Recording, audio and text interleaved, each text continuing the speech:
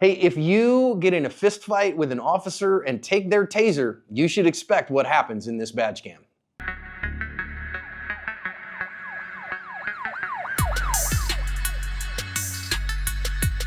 Hi everyone, welcome to today's research-informed defensive lesson here at Active Self-Protection. Today, a badge cam. I'm your host, John Correa. I'm your co-host, Mike Williver. Today's video comes to us from beautiful Newport Beach, California. This is not a paid endorsement, but I am a brand ambassador for Heckler and Koch USA. HK firearms are incredibly reliable, incredibly accurate, great firearms for defensive carry. From the new VP9A1 to the CC9 to the P30 that I have carried every day for the last 8 years, they are incredible firearms for defensive use. You carry a gun just in case. Shouldn't it be an HK just in case? Officer on patrol here, coming up to the stop in the number 1 lane. Watching the number 3 lane, there's a motorcyclist at the red light who decides that he's going to run the red light. And when the officer sees that, he is going to initiate a traffic stop. We do have dash cam audio as well as badge cam audio on this one. So let's listen in and hear how it all goes down.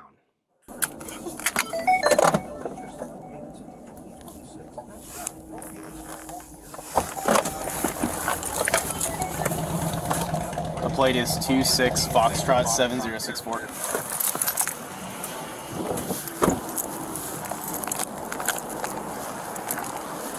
You okay? Yes, I haven't been drinking all day. Fully sober. I'm just trying to stay safe. People have been listening to me all day, sir. What's that? People have been almost hitting me all day. I'm trying to Okay, you want to come over here and just take a seat right here? No, I don't want to sit Okay, right just there. I'm telling you, take a seat right here. Come here. I don't care if you're telling me what you're telling me to do. 26, I'll take a kill one. Sit down, dude. Stop. Come here. Get off the bike. No. Sit down. No. Sit down, dude. I don't want to Come here. I don't want to sit down or come here. No. 26, he's uncooperative. Come here, dude. Sit down. Don't get back on your bike. Don't get back on your bike. Sit down. I'm tired of you guys harassing me. Dude, you ran a red light. Just sit down and we'll figure it out, okay? Soundgil, what's your name? What's your name? Here, I'll show you my ID. I'm here. Don't shoot me. I'm not gonna shoot you. Don't reach for fucking shit. How about that? Sit down, dude. We'll figure it out. I don't want to sit down. Okay, well, you're gonna sit down. No, I don't want to sit down. You're being detained right now. You're not free to leave. You're not free to get back on your bike. You're gonna sit down for me. I have an ID. Can I get my ID? No, just sit down over here. I don't want to sit down over there. I don't have an ID. Okay, and I don't want to sit down, dude. No, You ran the red light. You're No. pissing yourself. no. I don't want to sit down over there. 26, just have them step it up.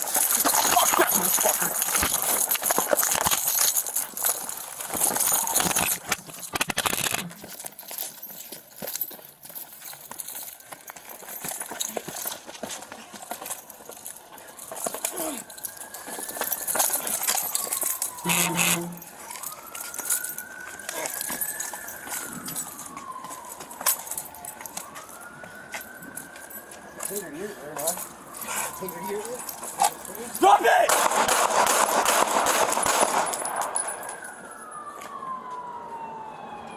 The shots on the motorcyclist did prove to be fatal. They tried to, do first aid on him. They had paramedics there, fire that tried to as well. Didn't work. He did not make it. It was hard for you to see, but he actually had the officer's taser. He took the taser out of the officer's holster, stuck it in the back of his head, and then pointed it at the officer. You'll see it when we go through it in the lessons. Hey gang, check it out. Don? He is donning for the first time. John is his extra medium shirt as part of his weight loss journey. So make sure to comment on his personal physical appearance in the comments because he loves that so much. Or don't. Let's just talk about the issues. That'd be great. We could do that too. You know, Mike, I think to start here, we want to say this is exactly what we want our officers doing. He's just chilling, minding his own business. And our dude decides to run a red light, which is obviously highly dangerous to cross traffic, highly dangerous to everyone else. I need to stop this guy and see what the heck is going on with him. And I really do think our officer did a pretty okay job of trying to just not go badge heavy on this guy. But you've got to get over and pull this guy over. You can't just leave him alone in this case. And John knows this through hard-fought experience. John was badly injured by a drunk driver many moons ago. In fact, when we first met, he was still very much had the after effects of that, and it was painful. It hurt me to watch him in that much pain. So, hey, folks, Don't drink and drive. This is your reminder. Listen, this is an absolutely justified stop. What that guy did was patently dangerous. This is not a ticky-tap. Oh, we didn't quite come to a stop, you know, at a stop sign kind of a stop. This is a good stop. This is what I want my cops doing. This guy is almost certainly intoxicated. In fact, I would go so far as to say he might be operating in a blackout right now, so he's not kind of in his right mind. Who knows what he would have done had he been sober, right? We'll never know. This stop is needed to do. I think the officer started out pretty well. This is ticky-tack, right? But I don't love dude. I don't like, as an officer, you're like kind of broing somebody up too much. It doesn't work for me. That's a really minor complaint. But other than that, I think his approach was fine. Everything he did initially was perfectly fine, in my opinion. Also, I want to note, I really like that the officer got out of his cruiser, came around the passenger side, and didn't approach on the street side. That's just a little officer safety thing. Remember, officers, you're really far more likely to be hurt by another drunk driver driving by and sideswiping your patrol vehicle than you are in a gunfight with a guy on the side of the road. So this kind of small procedural compliance of go around to the passenger side, get on the sidewalk, get away from where the danger is, I think was tells me that this officer is doing what he needs to do in order to kind of, decrease his risk. So good to him on that. Now, I agree with you, Mike. He kind of dudes him up, bros him up a little bit, but I do think he's trying here to not have too much. You notice, I'm fully sober. Thou doth protesteth too much, sir, given everything else that we've got going on here. And I do want to note here, I'm really curious about this one, Mike, because he says, okay, I want you to come over here and sit down on the curb, which he's doing for officer safety, and the guy goes, no. So, okay, as an officer, what the heck are you going to do here? Well, there's a couple things. John and I talked about this in the pre-brief, and I don't know if we agree on this point, but at this point, he's not sitting down. Okay, that's not great, right? You want him to sit on the curb for one reason. Well, two reasons actually. One, it isn't wander into traffic and get hit by a car because he's now your baby. You're responsible for him. And two, you want him at a position of disadvantage. He's already being sort of verbally combative. He's not listening to what you ask him to do. I think the move at this point is to go, okay, well, you stand right there and you back up to your patrol car and you keep an eye on him until backup can show up. Now, that's not always possible. Some places backup is 45 minutes away, but he's Newport Beach. I'm sure there was another patrol unit, probably not far away. Have him roll. And then once you have 2 or 3 officers, then go back and approach. Doing all this sort of thing by yourself late at night, in an out of the way place. I don't love it. He chose to do what he did. The officer did. I'm not saying he made a bad decision, but I think waiting back by the car and keeping obs on the guy and just waiting for backup to show up. Look, if he approaches you, then you have to deal with it. But if he's standing over by his car, you can keep an eye on his hands and see what he's doing. All the better. Chill out, wait for backup to show up, and then make your approach. Yeah, I think another alternative there might just been, oh, man, listen, just come up here on the sidewalk at least, because I don't want us out in traffic, okay? I don't want us standing out in traffic because that's not safe for you and it's not safe for me, and I just need to talk to you and make sure you're okay. So come over here and stand on the sidewalk and talk to me for a minute, please. And that is another option. Again, this is a difficult one, and I trust the guys that are actually doing the job there. So now, of course, he tried to get back on the bike, and the officer's like, no, man, you're not running away from me on the motorcycle, because, of course, that's what he's worried about here is this guy's a drunk driver who's just run a red light. And you might say, well, he doesn't have any evidence that he's a drunk driver. Man, the fact that he just came in, I'm totally sober, I'm not drunk at all, tells me he's worried about he's being drunk. And I also want to note here in the midst of this, Mike, that if you look at the officer, look at his badge cam right now, and his hand is kind of out, kind of, okay, man, he's trying to de-escalate the problem. Tell me what your name is then. All right, man, just tell me what your name is. I think that's a pretty good strategy. I'm trying to make contact. I'm trying to build a little rapport. Let's see if we can kind of draw this one down a little bit and see what we can do. Eventually he's going to have to deal with the fact that he's, run a red light, but trying to de-escalate it. And I think this officer actually did a pretty good job of that, Mike. Yeah, he really did try his best. I feel like trying to, step out from behind the badge a little bit and try to talk this guy down off the ledge. However, as John likes to say, and he is the expert in this, not me, de-escalation training he's been through was top-notch A1 training. And so he knows the ins and outs of this better than I do. And I got to tell you, John likes to say you can't de-escalate anybody, right? You can't. Just like you can't bring someone to Jesus, right? They got to come on their own. All you can do is give them the information. So all you can do here is try. This guy, I don't think, was going to be de-escalated. He was not going to take an off-ramp given to him. He was not going to dial it back a notch. He was just belligerent. I think he was blackout drunk.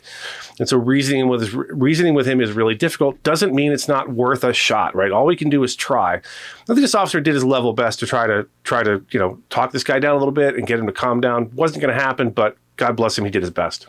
Yeah, I love that, right? It may not work, but I want to at least try. I want to give it at least the best that I can. Now, I'll say this, the guy's like, oh, okay, I'm gonna get you my ID. And he starts diving inside where he would be concealing weapons. And the officer is like, you could see him kind of going back towards his gun there and like, hey man, don't reach for a bleepity bleep. I totally get why he would do that here, Mike, because this guy is belligerent, he's non-compliant, he has low emotion, he could be contaminated thinking here. And the officer would absolutely worry that what's coming out of those of his vest there is not an ID, but a weapon. Yeah, absolutely. John said it all. Look, if you are a motorcyclist or, you're in your pickup truck or your car or whatever, you get pulled over by the police. When you're interacting with them, even if you're being cooperative, right? You don't have to. It's your right to do whatever you want in your car, but it behooves you, and it is better for you personally for your safety, if you're going to reach for something to say to the officer or the deputy, hey, my ID's in my pocket, I'm going to grab it real quick. You don't have to ask permission, but just letting them know so you don't amp them up. There's been plenty of times on traffic stops. In fact, it happened to me as a police explorer where a guy didn't say anything. He reaching for his glove box. And of course, the assumption is, well, he's going to get his registration or his proof of insurance. And there was in fact a gun in that glove box. Now, was he reaching for it? We don't know, because I was able to alert the officer I was riding along with and say, hey, there's a gun in the glove box. He couldn't see it from his perspective. So understand, officers make these stops all the time. They have a lot of previous experience with people. They don't know your intentions. They don't know you. They don't know that you're a fine, upstanding ASP viewer, right? They just know that you're someone they're pulling over. So give them the benefit of the doubt and say, hey, I'm going to reach, this is where my ID is. This is where my registration is. I'm going to reach for it, just letting you know. And then make slow, deliberate movements. Reaching for stuff in your shirt and your waistband is a recipe for disaster. So just don't do it. Yeah, and again, I like to say, officer, my ID is on my left hip in my pocket. How would you like me to proceed? Okay, go ahead and get your ID for me. Great, no problem. I'm going to do that and then do it deliberately, do it slowly. I'm going to show you exactly what I'm doing. And again, I'm a good person. I'm not going to threaten a police officer in any way. So again, as a private citizen, be a good, sane, sober, moral, prudent person. Be polite and professional. If a cop pulls you over for running a red light, eat the ticket, man. It's just the way that it goes, okay? Now, I also want to note, okay, the officer says, hey, you're being detained. You're not free to go. You're not free to get on your bike. And I think he is communicating well what the circumstance and the situation is. The guy's like, look, I don't want to sit down over there. Maybe we can compromise into the middle to try to get to some kind of a compliance. But I also want to note the officer is drawing some, he's starting to get some evidence here. You notice, you can actually see on his badge cam that the guy's got a wetness on his pants. So either he spilled something on himself, or as the officer says, he has urinated upon himself. He has, steadfastly maintained he hasn't been drinking, but he's not compliant here. He's probably not going to get, any more compliance. So these are one of those things that we start talking about the totality of the circumstances that a reasonable officer would use to say, this is bad stuff afoot, man. Yeah, absolutely.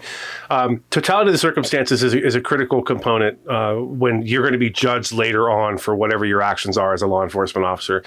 The judge, the jury, the DA, whoever is passing judgment on whether or not your actions were justified has to take that into account.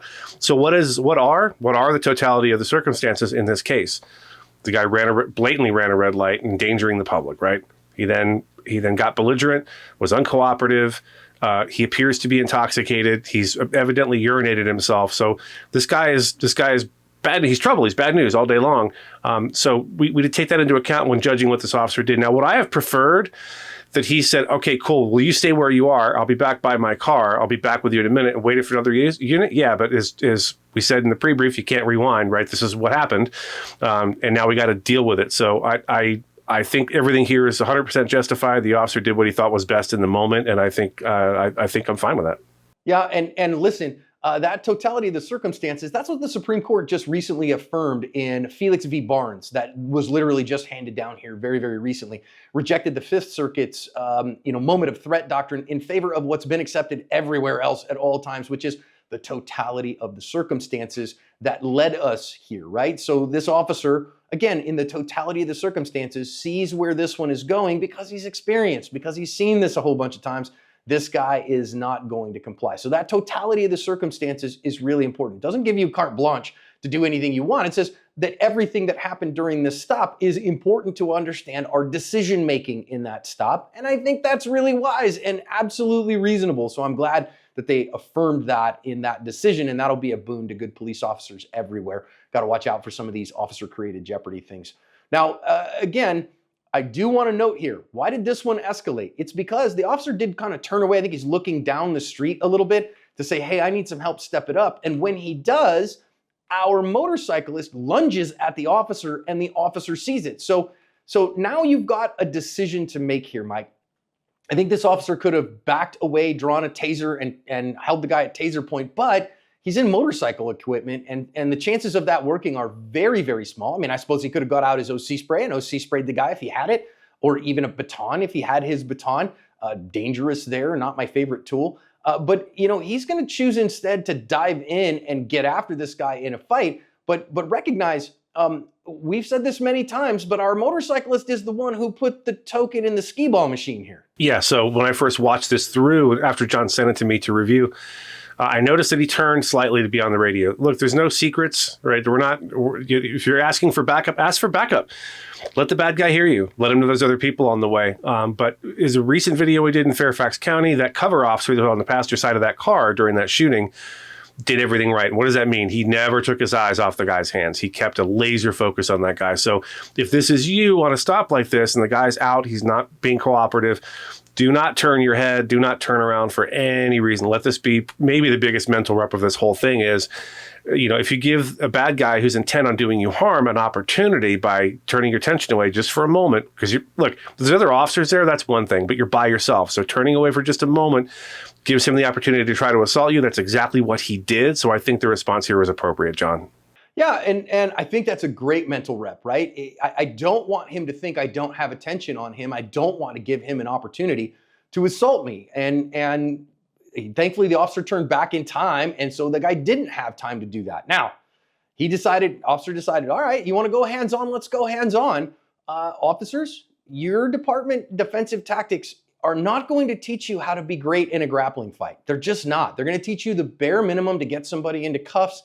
They're going to give you a few basic rudimentary things that work okay. How are you going to get good in a grappling fight, in a standing grappling fight? You need to train, and that's going to probably be on your own time. Though I'm seeing more and more departments are doing jiu-jitsu training for people, which is fantastic. Judo training, sambo training, any of those, any kind of, if you can hit someone with the planet, great, man. Judo is super useful in standing grappling environments. Grounded grappling environments, jiu-jitsu is incredible for. So having that kind of training and being comfortable with it, knowing how to throw, a little thunder and lightning, a little Jack Johnson and Tom O'Leary too, Mike, I think is very valuable for every officer on the force. Did you just say Jack Johnson and Tom O'Leary? Is that what I just heard? Never mind. Listen, I'm going to say this about that. Another thing that's changed over, I'd say, the last 20, 25 years is when I started in law enforcement, no one did jujitsu. There's like a few karate people, and most of those people weren't like black belts or anything crazy. What's happened in the recent past is that a lot more people are really well trained in ground fighting and grappling. That wasn't a thing when I first started, but now it is. So you have to bear that in mind as well. It didn't really come into play here, but bear in mind the people that you're stopping, they don't always have cauliflower ear. They're not always jacked. You can't always tell from looking at them. There's a friend of mine at our church right now who's a semi-pro MMA fighter, and you would never pick him out of a lineup as being someone that could do you grievous bodily harm with his bare hands, but there it is. So I think it's really incumbent on you to get more training your department is going to offer you, unfortunately. Maybe, listen, if you can't afford it, talk to your community, talk to your church body or your temple or whatever. See if someone can help fund this stuff if it's really unattainable for you financially. But it's going to save your life potentially in the field. So I think getting that extra training is really critical. If your agency's not doing it, that's unfortunate. But your agency isn't going to be standing next to you in this late night traffic stop. It's going to be just you versus the bad guy. Yep, and Mike didn't catch that dated pop culture reference to Jack Johnson and Tom O'Leary. So if you did, let us know in the comments. Now, officers having a heck of a standing grappling fight here. And this is why you want to avoid this kind of stuff if you can, because holy crap, Mike, them being out in traffic like that, I was just ready for somebody to come by and send both these guys flying. It made my butthole pucker. Yeah, absolutely. This is SoCal, this is Newport Beach. So what is there a lot of, unfortunately, in Southern California? Anyone who watches, the Donut YouTube channel can tell you there's a lot of racy boys down there, right? And they're doing their races late at night. So there's a cavalcade of possible outcomes from this. I really hate being on the freeway. Being on a big, open, 3-lane road like this late at night in California, the odds of someone being drunk, speeding, racing, texting and driving, whatever, are really, really high. So I'm trying to get this out of the street as quickly as I can. If that guy wants to run down the middle of the road, I'm going to get back in my car and stay in safety of my car rather than trying to chase him down the middle of this busy road, not busy road, but potentially very high speed lane of traffic any longer than I have to. 100% right. I don't like it. I'm glad that he got him back over towards the sidewalk at least before something bad happened. Yeah, and again, I mean, win the fight first, right? But this is the kind of place where your anti-takedown defense, right? Your ability to not get taken down is extra important out here. Now, I do want you to note that our perpetrator here did get the officer's taser out of its holster. That does happen even though it's a retention holster. They won't last forever. And eventually this guy is able to wrestle the officer's taser and then put it to the back of his head. And go watch the original from the PD. They kind of zoom in on that and put it at spots and you can see it. Eventually here, the officer is going to get some space. And you notice he gets that space with good hand fighting is how he does. And the second he gets that space, he draws his gun. Now, here's an important caveat that I need everybody to recognize, okay? We recently saw this in the case of former officer Christopher Schur, his trial in the death of Patrick Loyola out of Grand Rapids, Michigan. It ended in a hung jury. He's not going to be retried. That an officer, when somebody takes control of their taser, can reasonably suspect, wait a minute, this guy is, if he uses that taser on me, he's already fighting me. I am an agent of the state. He means me harm. And if he gets me incapacitated, my chances of dying or going to the hospital and suffering great bodily injury are astronomical. So because of that, that totality of this guy and I have been fighting, he grabbed my taser from me as an agent of the state, and he is threatening me with that taser. And if he incapacitates me, I could die. That is a reasonable fear, a reasonable worry, and therefore an officer then would be justified to use deadly force at the threat of a taser. Now, that's the opposite here of an officer using a taser on a private citizen because of the context. An officer who uses a taser is using non-lethal force and specifically and emphatically is not a threat of death or great bodily injury because, again, of their constraints on their behavior that we give them as a society and because of the training that we give them. And that's the way that they get used by officers all the time. But when the roles are reversed, the circumstances are reversed. And this is an important caveat, an important difference because of those circumstances, Mike, that we got to understand as to why it would be justified to use deadly force in this case. Yeah, so the important thing to take out of what John just said is when the police tase you, it's not deadly force. Now, we talk about, the possible of a head injury, a head trauma, that's possible.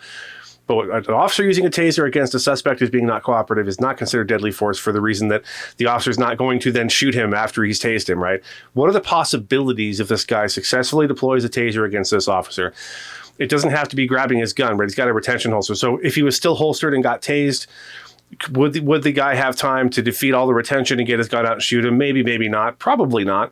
However, what can he do really easily? Once that officer's on the ground, he can just stomp him in the head with a shod foot. He can do all sorts of things or kick him in the side of the head that could cause serious brain injury or death without even getting another weapon away from him. So I feel like not all taser takeaways are created equal. Some of them are worse than others. This is a worst case scenario because if he gets this taser deployed, you're now incapacitated for however long that taser is set to incapacitate you. You cannot move a muscle. Everything in your body is seized up and he can do whatever he wants. So bear that in mind when you're thinking about judging this officer's actions.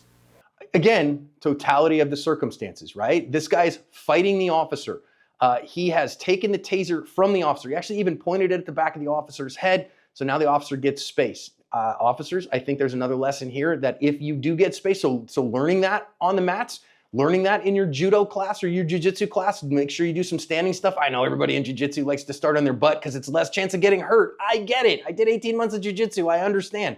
But sometimes doing that takedown defense instead is a very important part. And then once you're able to hand fight and get yourself a little bit of space, learning how to get your gun out in a hurry while your feet are moving, very, very important. And then the guy, absolutely, you can see it here on the dash cam, points the taser at the officer. He points it at the officer as if he intends to discharge it on the officer. Now, has he got the safety off? I don't know. The officer doesn't have to discern that. This guy is absolutely a deadly threat. So is this justified use of deadly force? Now, I haven't seen any of the internal affairs investigation. I haven't seen any of the statements from the officer, but just based on what I see on the camera here from a tentative perspective, it certainly looks like it's a justified use of deadly force to me, given the totality of the circumstances. Would a reasonable officer put in that position believe that they were at risk of death or great bodily injury? I think the answer to that is yes. I don't think the officer created any of the problems here. I think that this was a reasonable and objectively justified use of deadly force.